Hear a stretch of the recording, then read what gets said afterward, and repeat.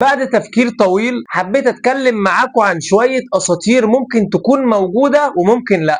اعمل بقى اللايك الجميل واشترك في القناة لو انت مش مشترك، وهات المشروب السخن الجميل بتاعك وتعالى نتكلم. في حاجات في الدنيا يا صديقي لو سمعتها تفتكرها مؤلفة، ولكن دي حاجات حصلت واتقالت فعلا. في اسطورة صينية بتقول ان في مدينة اسمها قيلاسة وبتظهر مرة كل 400 سنة، مدينة كاملة ببيوتها وشوارعها، بتقعد ساعات وبعدين تختفي، والناس هناك بيقولوا اللي بيشوفها مرة عمره ما بيكون زي قبل كده. وفي جزيرة مدغشقر بقى كان في أسطورة عن الشجرة المصة، ويقال إن أي حد بينام تحتيها الشجرة بتطلع زي سوائل وبتلف حوالين جسمه بالكامل وبتشفطه حرفيا. وطبعا مفيش دليل علمي، ولكن الأسطورة مرعبة لدرجة إن الأهالي لحد النهاردة بيبعدوا عن الشجرة دي. وفي قرية في اسكتلندا كان فيها حجر قديم، لما كان حد يقرب يموت في القرية دي كانوا بيسمعوا من الحجر ده صوت صرخة طويلة جدا. العجيب بقى ان الحجر ده اتحرك من مكانه والصرخة اختفت للأبد. في بحيرة في الهند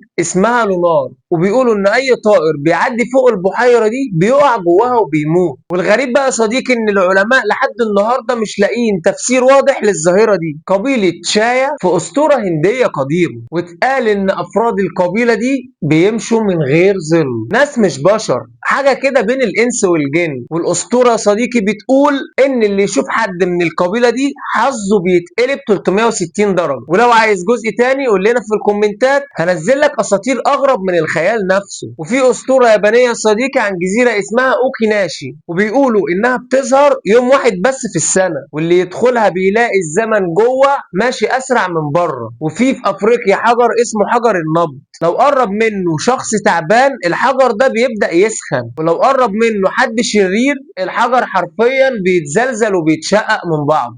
اما في المكسيك بقى في قرية بيقولوا ان سكانها بيختفوا لمدة 3 ايام في السنة، لما بيرجعوا ما بيفتكروش هم كانوا فين. وفي بحر اليونان في الموج الشبح، موجة واحدة بس بتظهر كل 10 سنين، وفي وقتها ممكن تقدر تقلب سفينة لوحدها. بس كده، ودي كانت حلقة النهاردة، وما تنساش اللايك والسبسكرايب وشير كتير للفيديو لو عجبك.